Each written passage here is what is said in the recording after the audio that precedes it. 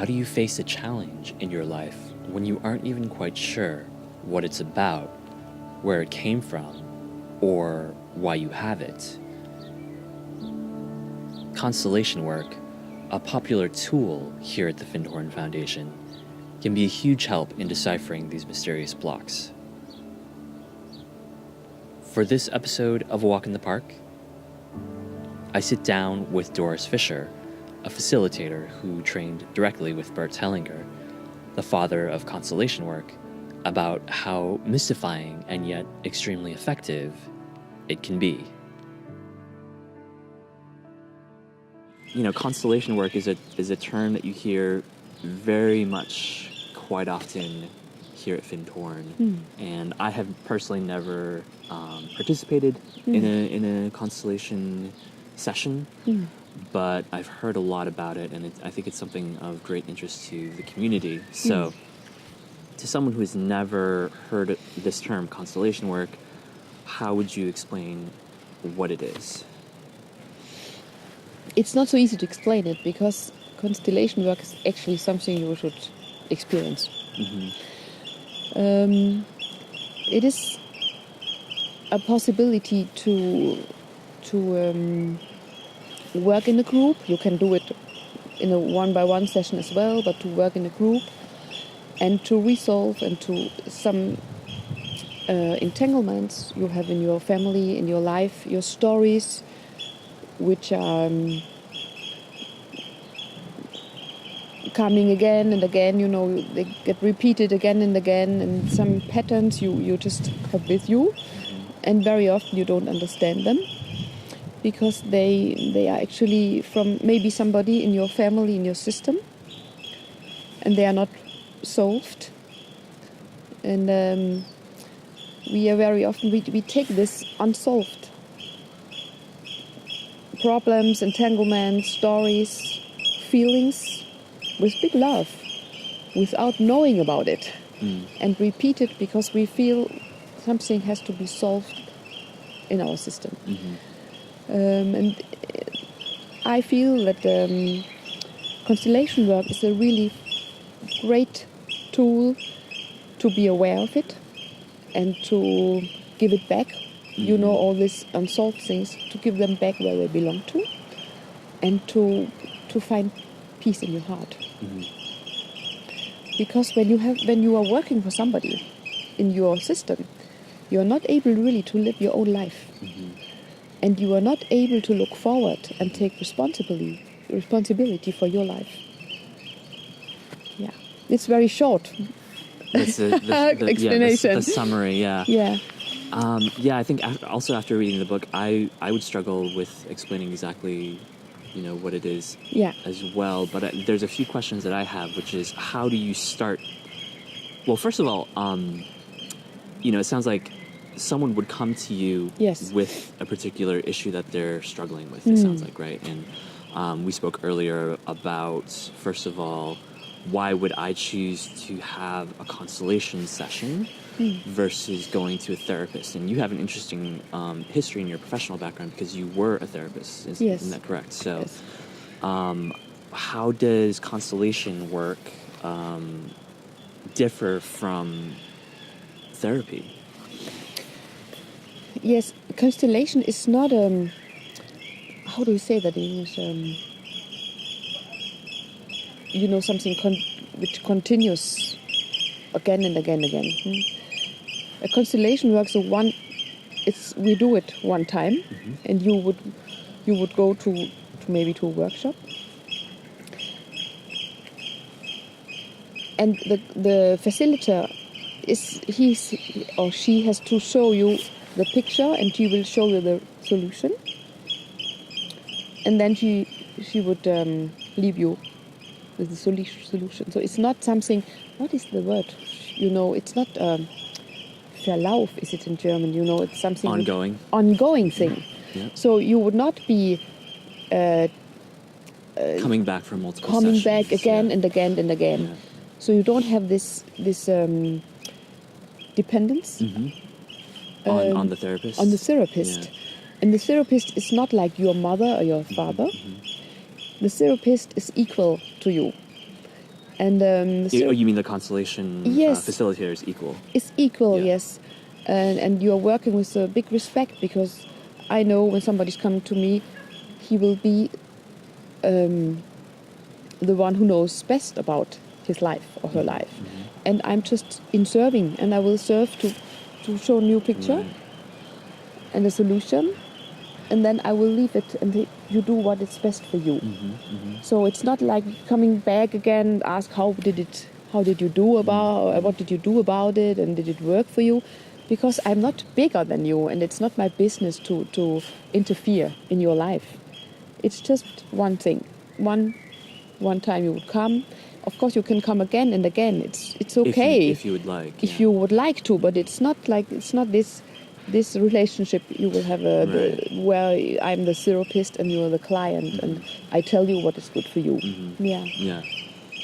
Yeah. I thought that was interesting, because there were many case studies in the book that showed examples of I don't know if you can call them patients, but the people who would come in for sessions would come in one time, just as you mentioned, and a lot of the case studies mentioned that the clients then would stay with the session for a few months or even a few years, and then some of them would come back, right? And so a lot of them had, a lot of time to post-process whatever went on in that session. Yes. So can you talk a little bit about what might happen after a session for someone? I always tell people when they have been to a constellation that they should not speak about it. Because constellation work is working very deeply inside us. It's working inside a level, I call it unconscious level. Because, we don't know. Very often we don't know the story which has an impact on us. Because it's unconscious. We just take it. As children, we know there's something missing. Something has to be solved, so we take it. But we are not aware about it. So when you work in this field and you are a group and people will come together and we work for each other, and people would be representatives for you. And it's not a kind of drama. It's really something to go in and to feel and sense. What do I sense in this family? What is missing? And I'm only looking at the people's movements, and I go with these movements. So you would work for each other, and you would be in this field for a weekend, or maybe here it would be for 7 days, where you actually always are in the field, in different roles. And you will get aware of it. You will have a new awareness afterwards, of course, about relationships. And you will actually have some healing in your unconscious level. So when people go from a workshop, it will work on for a long time. And it doesn't work in our mind. It happens on an unconscious level? Yes. Okay. But it's not, the field will make it conscious. The field will show it, and the field will make it visible. But you get touched in a very deep level. And it means that it's a really good thing to go home and just to smile at the movements and not to think about it and not to talk about it, not to try to analyze it, and just to let it work. Okay. And I say very often people, they come back after 2 months or maybe 1 year and tell me what's happened. Oh, wow. That happened a lot. But I would never ask them, because it's not my business. But sometimes, very often they come and they know I got married, now I got a child, now my child is not alcoholic anymore, or like something like that. Right. Yeah. So whatever issue that they wanted to work through seems to resolve after the session. There's a process. Yes, it will. Yeah. There will be a process afterwards. Have you ever heard from clients where the issue is still resolving, or Oh, many times. Okay. I have one very special example. Is it okay to tell? Of course, yes, please. I had a woman in my workshop, and she told me that she was very unhappy about her son because her son was in jail because of drugs. And he was alcoholic. And then I said, okay, let's work about it. And what about his father? And she said, oh, no, not him. Oh, okay. Yes, yeah. Don't want to talk about him. Then I told you, okay, find a representative for your son and for you.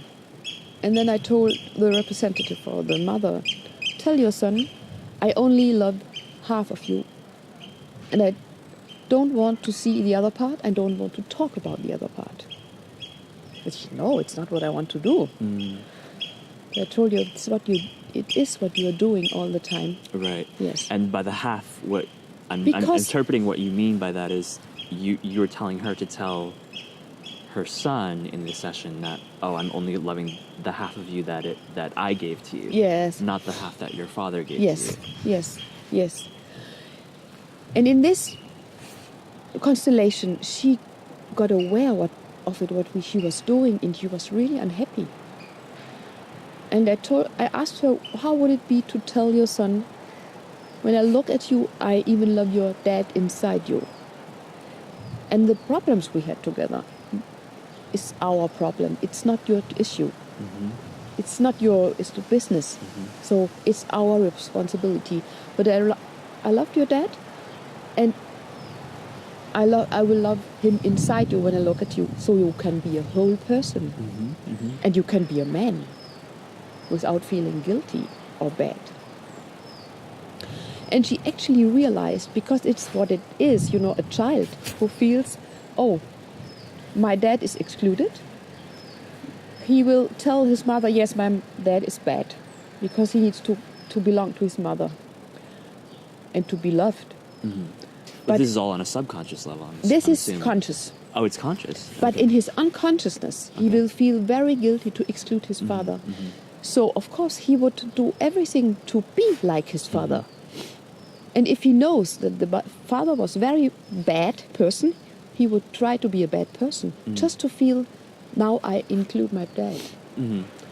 And this woman, she was really touched, and she told me, okay, I never thought about it. I will go home and change it. And on her way home in the car, her son was calling her from the jail and said, Mom, I don't know what happened, but I want to change my life.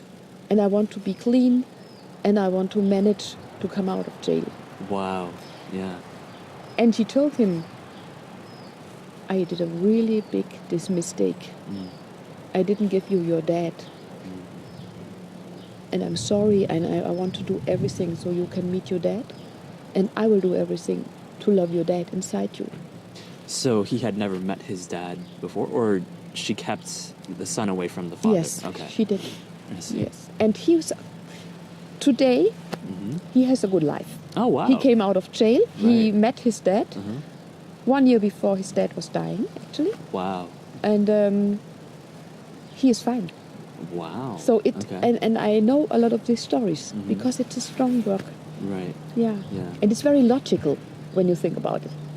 Yeah. It is, but I think also you mentioned to me earlier, and the book also mentions this concept of the field, right? I think you're mentioning, you're referencing the work of Rupert Sheldrake, yes, the English scientist, I guess you could call him.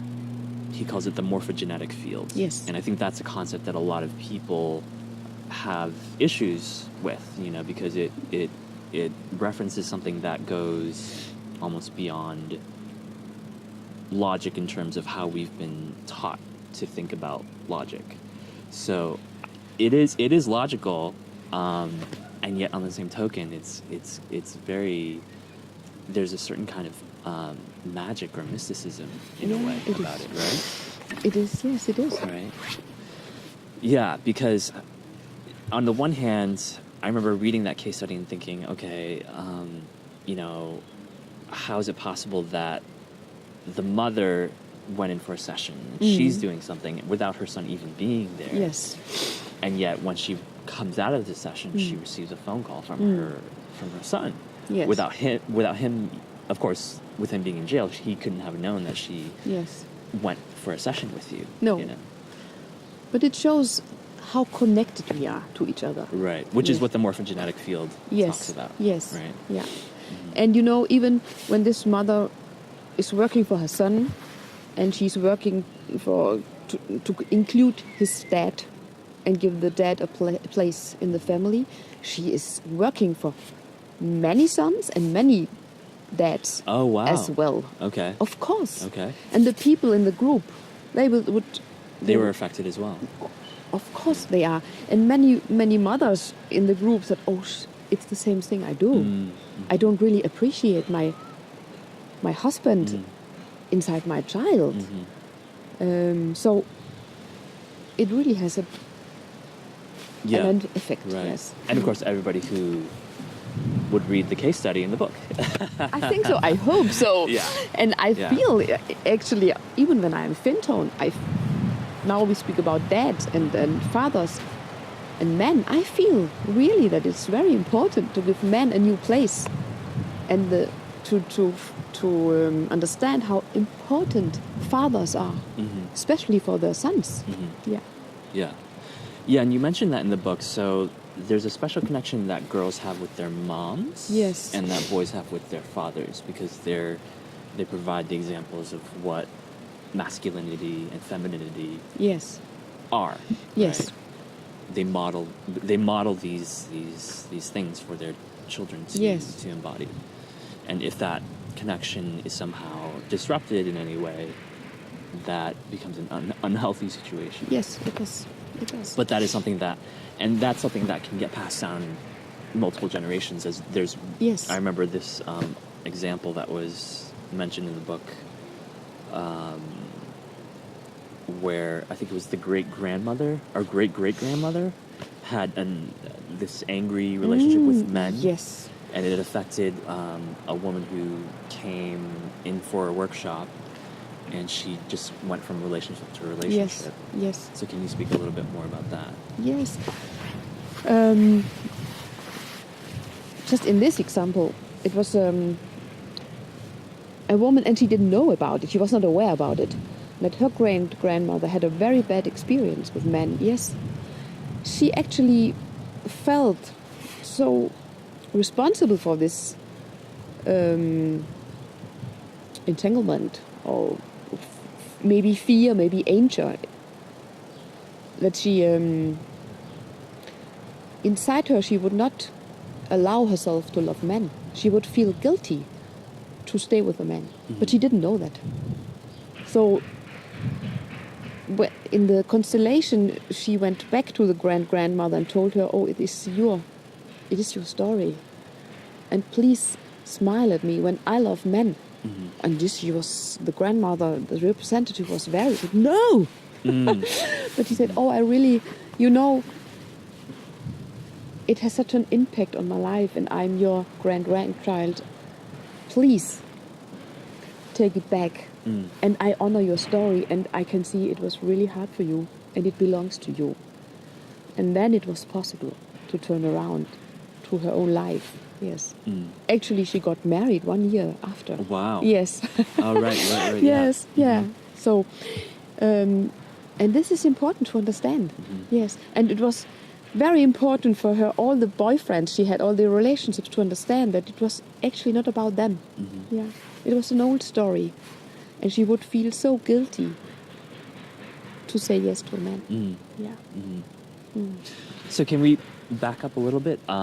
Because I think the thing that I am still wondering about is, how do you start off a session? Do you start off with a meditation to get the representatives into some sort of receptive state where they're connecting with who they're representing, or how does that happen? Yes, it depends on the group, of course. Very often I have people who have been there before, but when I have a new group, I tell them a little bit about constellation work. Very often when I just tell them, do you know who belongs to your system? And then I tell who belongs to your system. Unborn children, maybe abortion,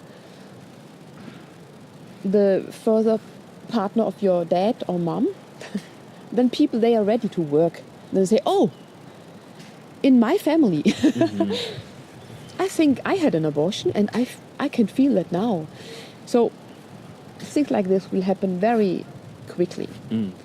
So are you connecting each person in the workshop with a relevant representative that they're supposed to represent, or? I didn't understand the question. So there's the person who comes in who the session is being held for, right? So how? No, because when we have a group, I know everybody wants to work. Okay. Yeah, in this weekend nearby, maybe. Yeah, everybody wants to. And then we have maybe a meditation. Okay. To tune in, and I will tell something about what I think this weekend is about. Maybe it is. I feel this always in the morning. It's just something about fathers. Maybe I feel this weekend is especially about fathers, or maybe it's especially. Then I go with it. I go with everybody. And that's something you're picking up on intuitively. I do, but everything is welcome anyway. Okay. And then we make just a quick tune in. Everybody tells his name, her name, and why they are here. But very short, because I don't want to know stories about people, because otherwise it would manipulate me. I want to look at the field. And then very often in the first round, somebody is very touched by something, and I say, okay, come in. Oh, wow. Yes. Okay. And then he would sit beside me, or she, and then we tune in 2 minutes, and then ask, what can I do for you? Maybe she would say, oh, just now I feel very touched, and I'm thinking about my mother, or maybe my son is he has a depression or something like this. And they okay. And then I say, we just start.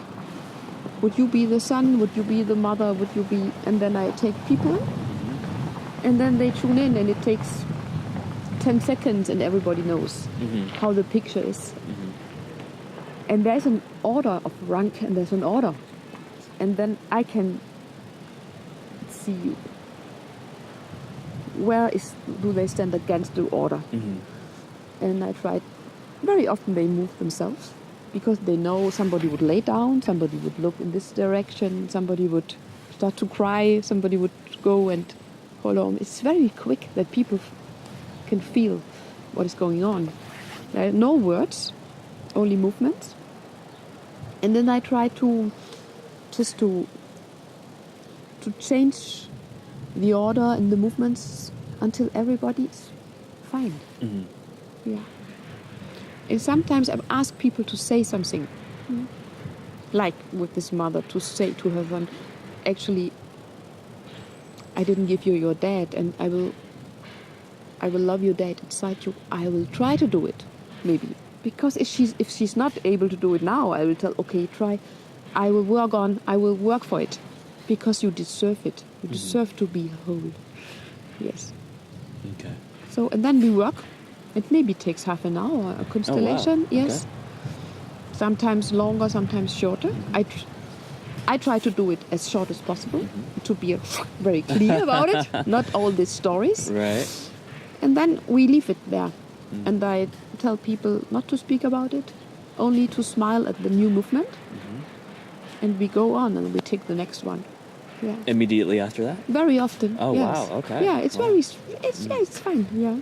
There's like an efficiency to it almost. Yeah, or would you say but something? It's of course I'm always in touch with what is okay now and what is going on. Yes. Sometimes we have a break, of course. Yeah. Okay. Does it make sense? It does, yeah. Yes, and you know what I like with this work is maybe this, you will always have different roles. So very often maybe you have been very angry because your dad hasn't been in your life. And then you work with your dad to try to give him a place in your heart. And then maybe next day you will be a dad who has not been allowed to be in the family, and you can actually feel, whoa, it's how it is. And it makes you it opens your heart. Yeah. Yes. Right.